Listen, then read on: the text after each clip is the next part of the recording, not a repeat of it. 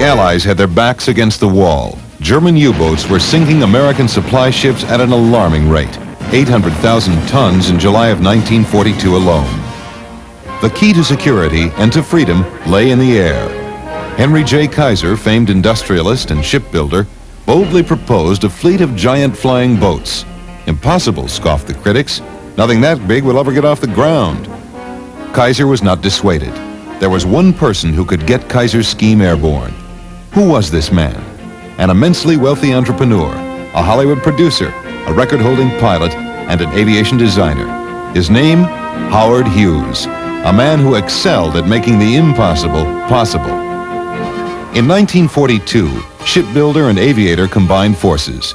The new Kaiser-Hughes Corporation landed an $18 million government contract to design and construct 3 prototype flying boats, each capable of carrying 750 troops. Since no hangar was large enough to accommodate this mammoth task, Hughes ordered a special hangar built at the Hughes Aircraft plant in Culver City, California. A skilled team of engineers immediately set to work. At first, a twin-hull aircraft was considered, but was abandoned in favor of a single-hull flying boat with 8 3,000-horsepower engines and a wingspan 20 feet longer than a football field. Ever the consummate professional, Hughes personally directed the design team. Extensive testing with models ensured that the flying boat would be both aero and hydrodynamic. Hughes also flew other seaplanes as part of the testing program. Due to wartime shortages, the War Department forbade Hughes from using metal. Undaunted, Hughes proposed another solution: wood. Choice birch, strong, sturdy, resilient, was laminated and applied by way of a bonding process called Duramold. The flying boat took on a glassy, hard sheen to reduce drag. Delays dragged on interminably. Working with the wood, the birch body, spruce spars, and balsa wing floats was a complex process. Hughes further complicated the construction by personally approving every detail. Hughes finally prevailed. In July of 1946, the flying boat took its first step, the 28-mile trek from Culver City to Terminal Island in Long Beach Harbor. All along the route, engineers tested the roadbeds to assure that they could withstand the weight of each of the flying boat's heavy sections. Utility crews lifted more than 2,000 power lines so the caravan could pass. Schools recessed for the day, and a crowd of more than 100,000 lined the route to view this giant on parade. Since the war had ended, criticism of the project mounted as cost-conscious politicians tried to cancel the project. Even Henry Kaiser had pulled out. But in a dramatic move, Hughes promised to pay for the cost overruns out of his own pocket. Far from Washington, the Hughes team labored to assemble the flying boat in the Long Beach dry dock. But the government wasn't finished with Hughes. A Senate investigation committee headed by Maine Senator Owen Brewster probed alleged misappropriation of funds for the Spruce Goose, as it was known to its detractors. The committee further accused Hughes' PR aide, Johnny Meyer, of lavishly entertaining Colonel Elliott Roosevelt, whose father, FDR, had personally intervened to save the flying boat. The Senate proceedings irked Hughes, who felt unjustly singled out for a practice that was common in the aircraft industry. The committee turned up the heat. The question arose, where was Johnny Meyer? Will you bring Mr. Mars in at the 2 o'clock session? No, I don't think I will. Will you try to bring him in? Oh, I don't think I'll try. I've put the sweat of my life into this thing. I have my reputation rolled up in it. And I have stated several times that if it's a failure, I'll probably leave this country and never come back, and I mean it. Hughes was vindicated. Immediately, he ordered the flying boat to be readied for taxi tests. On November 1st, 1947, the plane was floated out of dry dock and towed into Long Beach Harbor. High winds and choppy seas postponed the first test. The next day, the winds died down. Hughes was ready. A crowd of expectant observers and newsmen waited for the big event. The 8 engines kicked on, and the crowd cheered. With Hughes at the controls, the giant flying boat glided smoothly across a 3-mile stretch of harbor. First at 35 miles per hour, then at 90 miles per hour.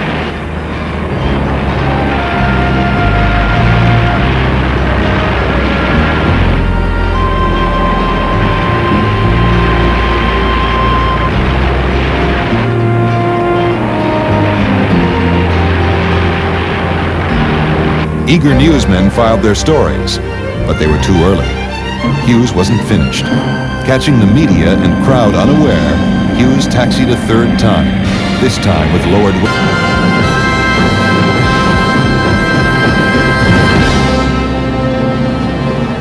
The giant seaplane was never to fly again. At Hughes' insistence, she was kept secluded, and for a while flight ready in a specially built climate-controlled hangar.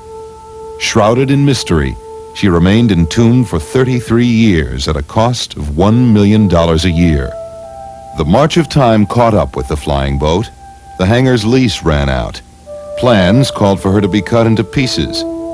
But the Rather Corporation, along with the Aero Club of Southern California and Sumo Corporation, stepped in to save her.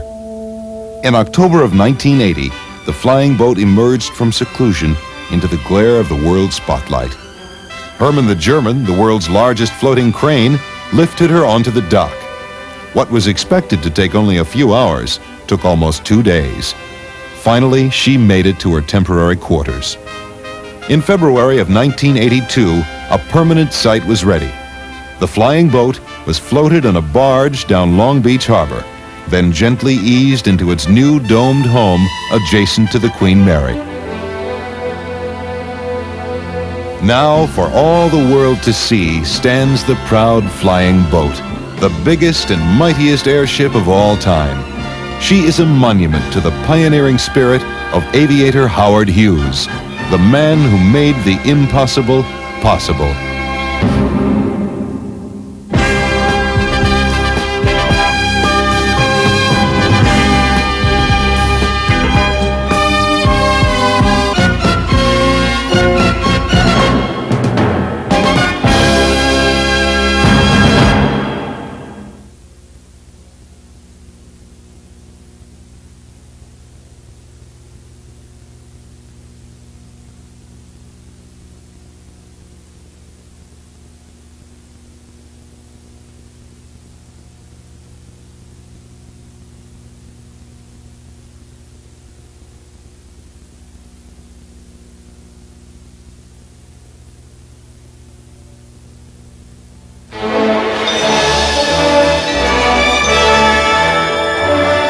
His dream was to become the world's greatest aviator.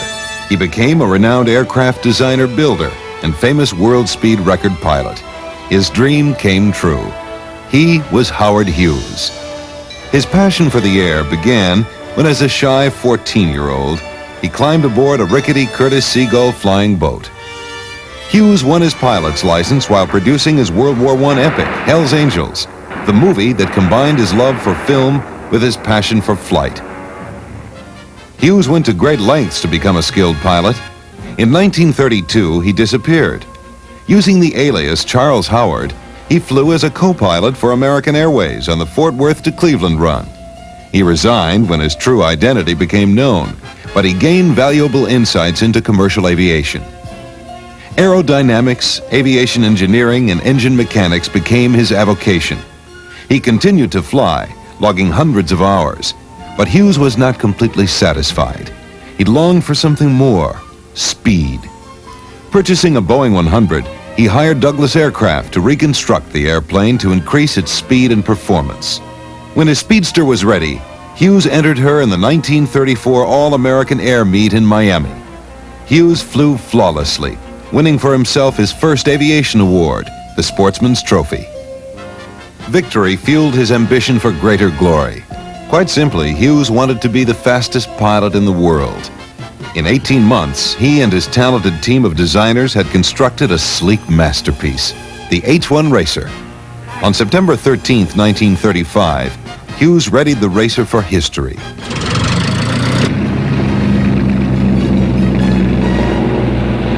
This speed field is not a very appropriate setting for this little airplane, which is the new holder of the world's land plane speed record.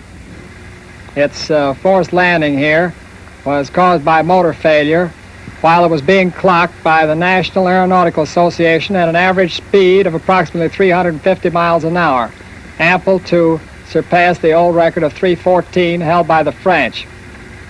At the time the motor failed, it was traveling approximately 370. Failure was caused by faulty fuel supply system. Undaunted, Hughes eyed another speed record, the Transcontinental. He modified a Northrop Gamma, and on January 13, 1936, he left the West Coast. Well, I just arrived from Los Angeles, leaving there at 3:15 Eastern Standard Time and arriving here at 12:42 and 10 seconds, making 9 hours and 27 minutes for the hop. Hughes was still not completely satisfied. A year later, he flew his reconditioned H-1 racer coast to coast in just under 7.5 hours, bettering his previous record by an amazing 2 hours. This record would stand unbroken for 7 years. Hughes was a hero. President Roosevelt himself presented the Harmon Trophy to Hughes, whose fame now was equal to Charles Lindbergh's.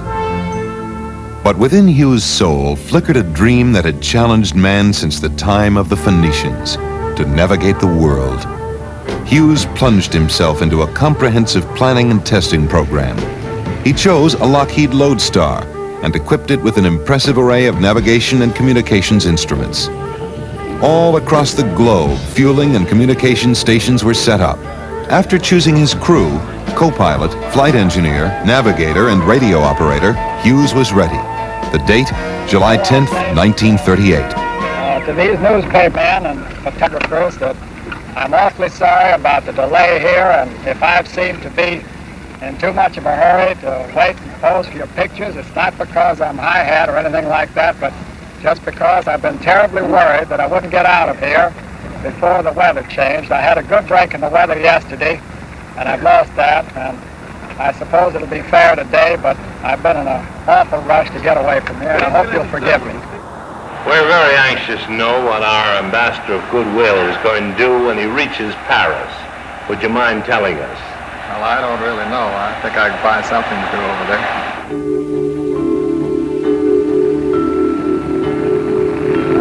But would Hughes make it to Paris? Midway across the Atlantic, trouble struck.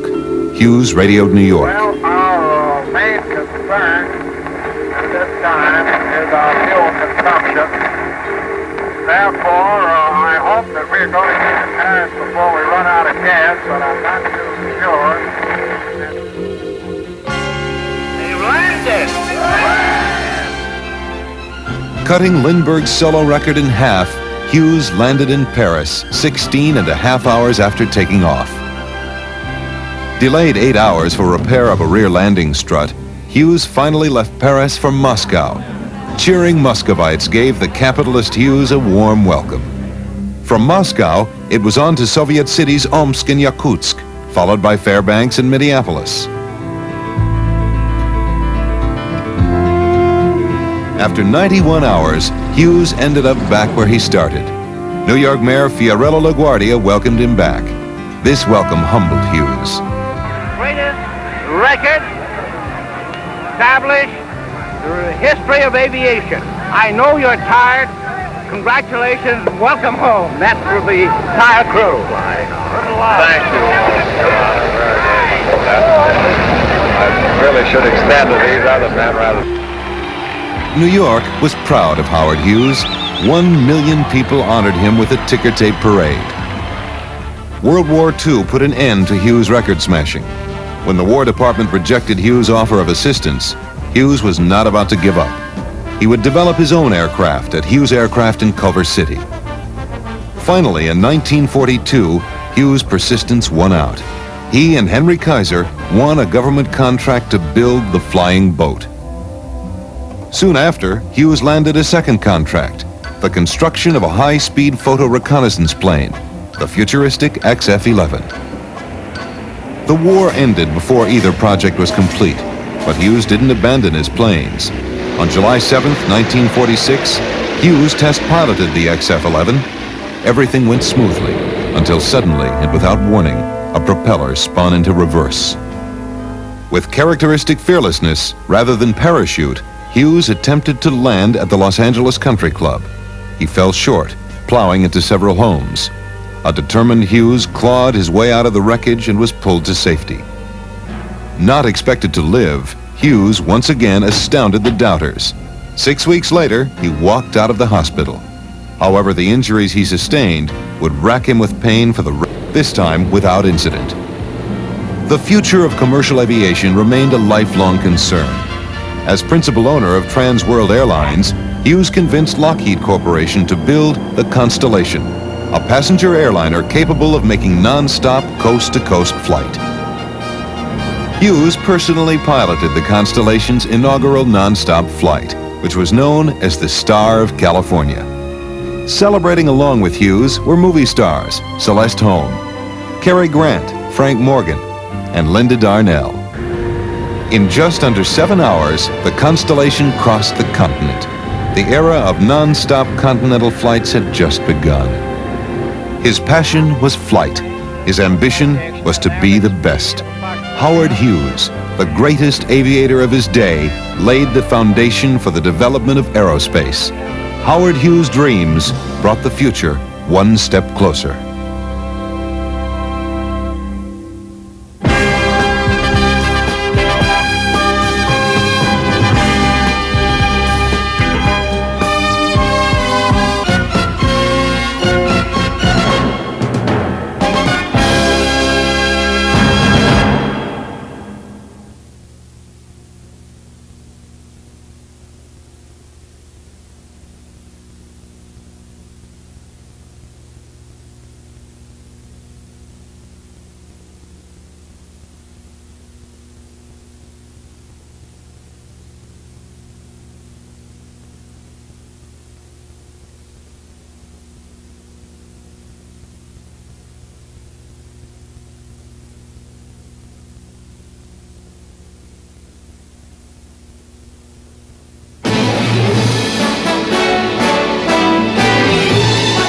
Howard Hughes never did anything in a small way.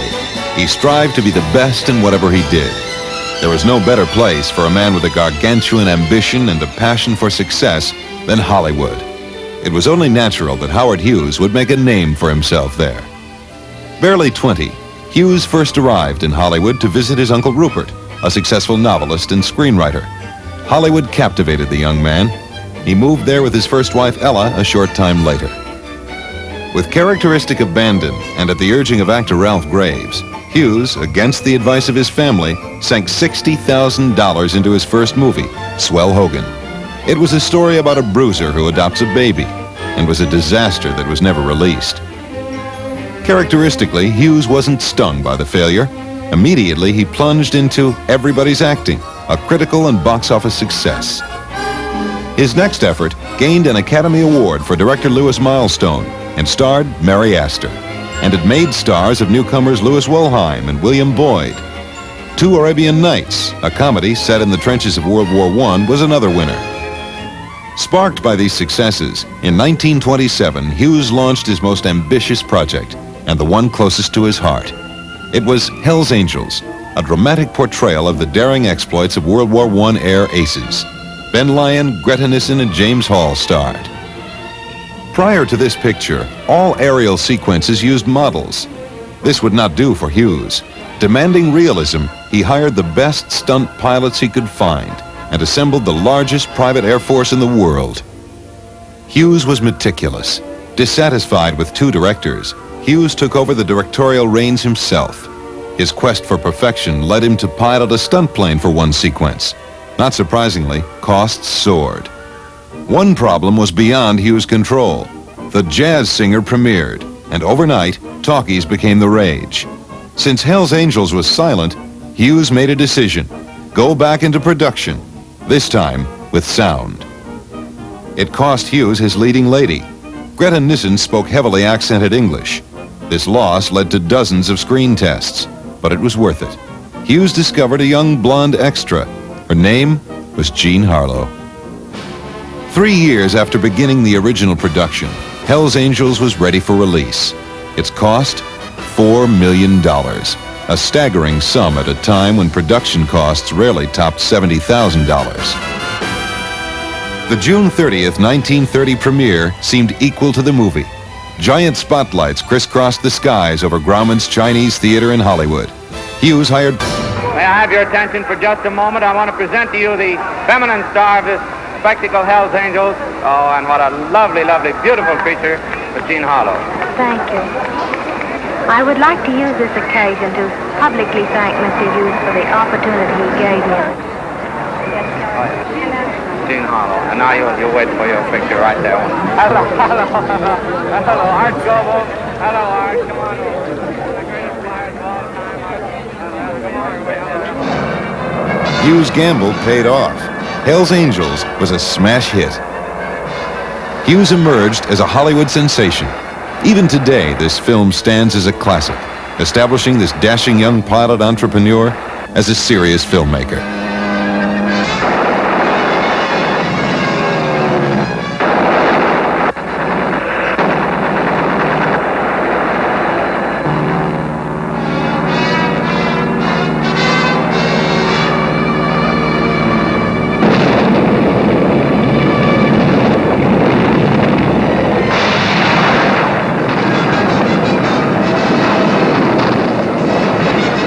Now the toast of the town, Hughes capitalized upon his fame. His first marriage soured, and soon he was seen squiring the most beautiful stars around the celebrity circuit. Hundreds of women have been linked to Hughes. Socializing didn't keep Hughes from working. Hughes tried to capitalize on the success of Hell's Angels with Cock of the Air starring Billy Dove and Chester Morris, and Sky Devils starring Spencer Tracy, William Boyd, and Ann Dvorak. His next picture marked the debut of a young actor whose name would one day become a household word, Pat O'Brien. O'Brien played a fast-talking reporter who hides a criminal for the sake of a story in The Front Page, directed by Louis Milestone. This movie, adapted from the Ben Hecht Charles MacArthur play, was another smash hit, another classic. Give me Walter Burns, quick. Right. Hello. Oh, hello, Peggy. Listen, have a heart. Something terrific has happened. Hold the line a minute, will you, dear? Hello, Walter. Hildy, come over here right away. Yeah, wait a minute. Listen, Peggy, dear. Oh, please, don't start to blow me out now in a terrible jam. Hold the line, dear. Walter, get this. I can only say this once. I just captured Earl Williams. Yeah, here in the press room. What? Honest, come over here right away. I need you. Now, listen, dear. Please don't start to cry or I can't tell you. Get this. I just captured Earl Williams, the murderer. Yeah. Please don't tell anybody. Well, I know, honey, but I can't. Listen, well, don't you realize, honey? Please, this is the greatest thing that's ever happened in my life. Dear, listen, honey, Hughes please. next turned his attention to organized crime, Scarface, a thinly disguised story about Al Capone. Directed by Howard Hawks, it starred Paul Muni, George Raft, Ann Dvorak, and Karen Morley. Hughes battled with the censors over its violent subject matter. His refusal to compromise won him much admiration. Scarface was another box office and critical success.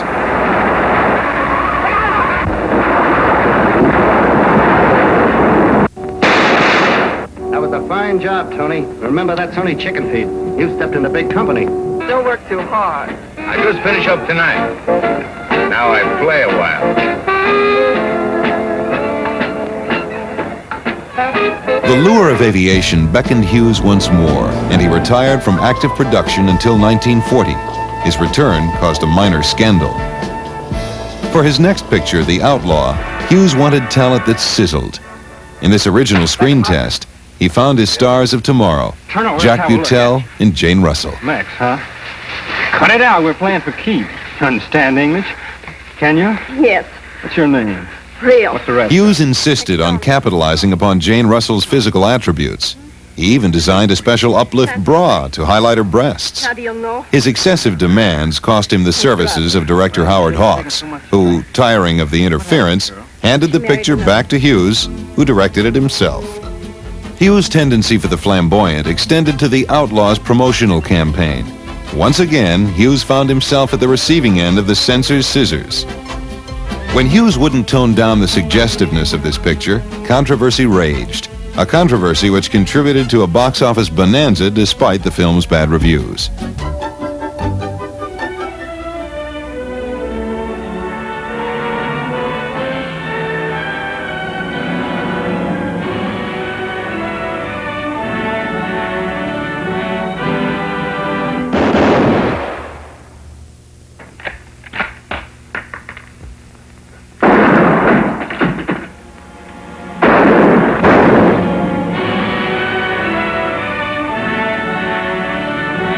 Hughes' next picture raised no eyebrows, only laughs.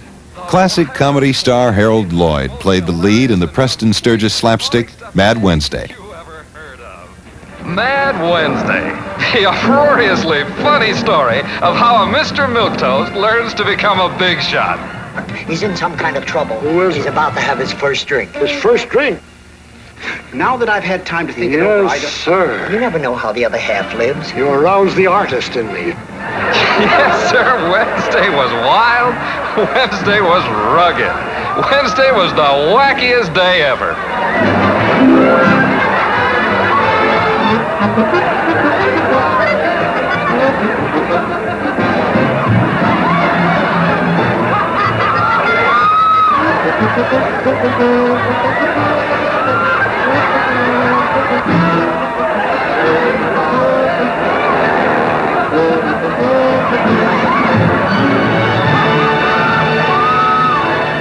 In 1948, Hughes took a bold step, a step that would bring little glory and much failure.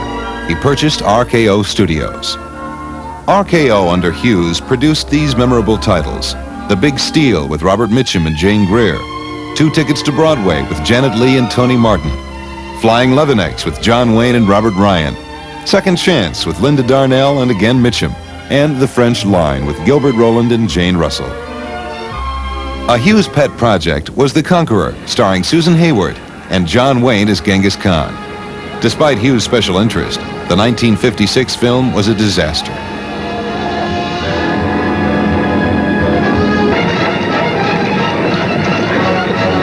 You do well, Kumlik. For while I have fingers to grasp a sword and eyes to see, your treacherous head is not safe on your shoulders, nor your daughter in her bed. Hughes' love of aviation once more surfaced in Jet Pilot, released in 1957. Intended to be a jet-age Hell's Angels, it concerned an American pilot, Wayne, who fell in love with a Soviet pilot, Janet Leigh. Artistically and financially, the film never got off the ground.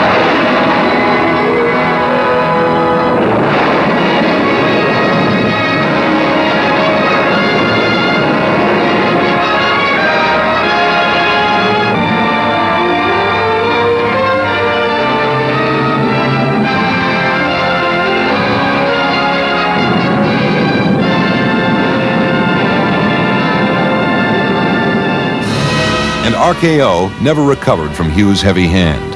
When Hughes sold the studio, he retired from filmmaking. But his legacy lives on.